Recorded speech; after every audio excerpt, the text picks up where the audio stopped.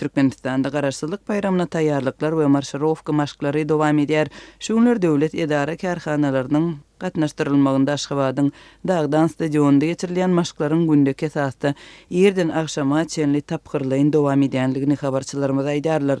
Marşirowkalar ýerden akşama çenli toxtamaýar sebäbi dürli guramalaryň işärleri nowatyna maşk edýärler. Şol birakda da maşklary bir näçe sagat öňünden barmaly, barmadyklara işden kowulmak howpa banýar diýip maşklary gatnaşan döwlet işärleriniň biri 30-njy awgust azatlygy habar berdi.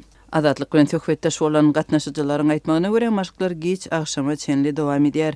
Gece akşam garanky düşýänse maşk edýärler. Meselem düň akşam sagat 5-de Türkmen Newit gazydan topar maşk edýärdi. Olar 240 adamdy, her hatarda 20 adamdan muňa korobka diýerler. Newit gazyň korobkasynyň maşklaryndan soň sagat 7 töwereginde Maliýe ministrliginiň korobkasyny meýdana çykardylar. Esatan olar banklaryň işärlerdi.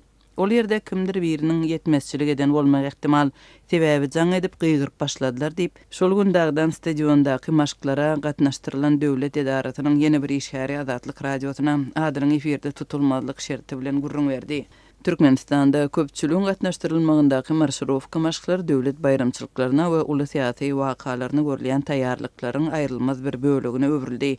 Häkimetleriň guramaçylygyndaky maşklara döwlet edara karhanalarynyň we studentlaryň gatnaşmagy hökmany hasaplanýar.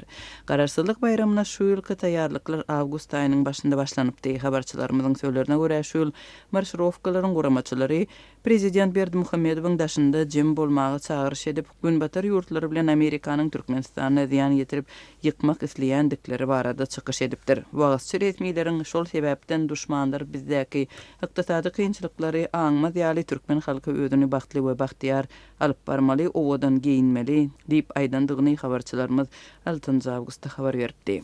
Daşky duşman retorikasy Türkmenistanyň içerki siýasatynda tas ilkinji gezek ulanyldy. Türkmenistan döwlet garaşsyzlygyny 1991-nji ýylda Sowet Soýuzynyň dargamagyndan soň eglan edilip bäri 27-nji oktýabrda bellidi. Ýurt resmiýetleri 2018-nji ýylda bu tenäni bir aý öňe sürşürdi.